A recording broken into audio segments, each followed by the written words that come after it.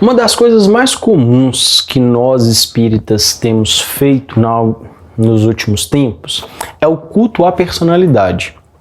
Infelizmente, ou felizmente, não sei, nós temos grandes médiuns que se tornaram estrelas pop da nossa sociedade. Médiuns que são conhecidos, inclusive, fora do meio espírita. Médiuns que têm livros, filmes publicados sobre a vida dele, não sobre a obra. Como Chico Xavier.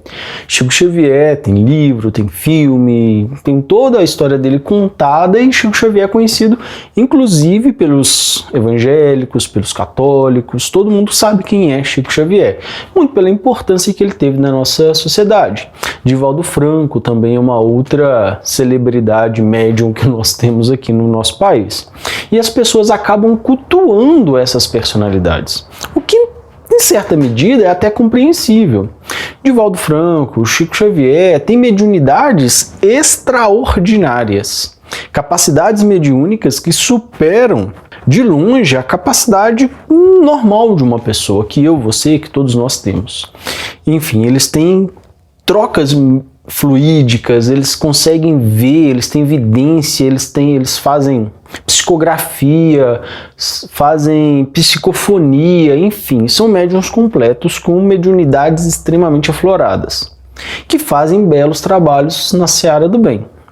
Só que esses médiuns, no momento que encarnam, eles se vestem dessa carapaça que nós utilizamos aqui, que é o nosso corpo físico, que vai ser entregue para esse planeta quando chegar o momento do nosso desencarne, do seu desencarne, e nós vamos voltar à natureza. O nosso espírito, esse sim é imortal, o nosso corpo não. E quando nós nos vestimos dessa carapaça fraca, frágil, nós temos algumas limitações. Em muitos casos, os grandes trabalhadores da seara do bem também têm situações para resolver. Não são pessoas perfeitas, não são espíritos perfeitos. São espíritos ainda que demandam trabalho, que em muitos casos estão aqui em missão para auxiliar os próximos, mas também estão para se melhorar. Não são tarefas dadas ao acaso, muito pelo contrário. E essas pessoas são seres humanos, que estão submetidos também às tentações que eu, você, todos nós estamos no nosso dia a dia. E essas pessoas possuem relações com o mundo que em muitos casos não são aprovadas pela própria doutrina. Nós temos um exemplo muito bacana no filme do Chico, caso você queira ver, é muito legal se você ainda não viu, que ele está no avião, o avião começa a ter turbulência, parece que vai cair, enfim, uma cena muito cômica. O Chico se desespera, o Emmanuel fala para ele se acalmar, para ele parar de dar aquele piti, algo do tipo, e ele fica desesperado. E isso é típico de um ser humano que ainda tem, na realidade carnal, algo de grande interesse. Ele sabia da existência do mundo espiritual. A morte para ele, mais do que ninguém, tinha certeza que não era nada, era só o início da sua vida verdadeira. E mesmo assim ele tinha medo. Isso é típico de um ser humano. Então, colocar as ações, isso é só um exemplo, tá? Tem vários. Mas colocar essas ações de forma geral, as opiniões pessoais, a forma de vida deles, como uma régua da ética, da moral espírita cristã, é assustador, né? Eu vejo isso acontecendo muito. Porque Chico fez isso, porque Divaldo falou aquilo, porque isso, porque aquilo. Quando essas pessoas dizem por conta própria, elas não estão inspiradas pelos espíritos. Quando eles opinam sobre qualquer situação, é a opinião deles, não da espiritualidade amiga. A espiritualidade amiga, essa sim, ela não se corrompe, ela não se subjuga, ela não se interessa por essas pequenez que nós estamos vivendo aqui. Um ótimo exemplo é o do Divaldo Franco, que apoiou o Bolsonaro. Ele, como pessoa, apoiou o Bolsonaro. As ideias dele, o entendimento dele como cidadão, como pessoa encarnada, ele acreditou nele, paciência. Faz parte, livre-arbítrio. Mas não foi Joana de Ângeles que falou aquilo, que é né, o espírito mentor do Divaldo. Foi o próprio Divaldo, é a opinião dele, e deve ser respeitada.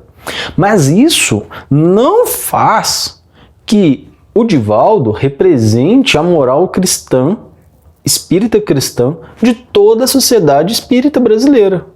É a opinião dele, pessoal dele, não é a opinião de todos os espíritos. Então, justificar porque o Divaldo falou, porque o Divaldo apoiou, como que você...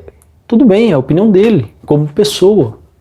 E ele tem direito para isso. Chico Xavier, por exemplo, em momento nenhum se opôs à ditadura militar. Em momento nenhum ele reprovou o que estava sendo acontecendo, pelo menos de forma clara. E isso desabou no que ele produziu junto com Emmanuel? Não, porque a produção não era do Chico. O Chico, na verdade, era até uma pessoa limitada, né? Isso é dito nos livros, na biografia dele. Não era um grande conhecedor, um grande cientista, uma pessoa com grandes conhecimentos cognitivos ao ponto de se tornar, né, grande notório saber em alguma área. Não, ele era uma pessoa simples, trabalhadora, muito honesta, que tinha uma mediunidade muito exuberante. A produção dele não era dele, era da divindade. E isso é importante até para dar credibilidade para a própria divindade. Uma vez que ele pessoalmente não teria capacidade de produzir, e foi feito, quer dizer que se não tem causa ali, mas tem um efeito, a gente tem uma outra causa, que não é essa causa, entendem? É uma das primeiras perguntas do Livro do Espírito. Se o Chico não era capaz de escrever aquilo, então alguém escreveu, entendem? Isso é até proposital, provavelmente, não tenho...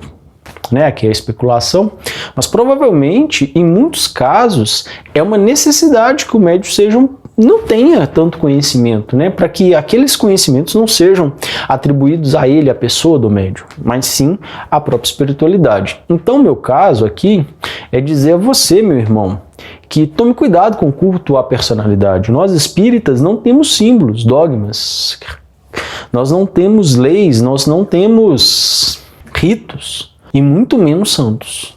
Muito menos santos. São pessoas trabalhadoras que estavam aqui com suas limitações, dificuldades e lutaram e tentaram melhorar-se na seara do bem e assim o fizeram, tá? Então tomem cuidado com esse culto à personalidade. Muito obrigado por chegar até aqui. Fiquem com Deus. Até muito breve.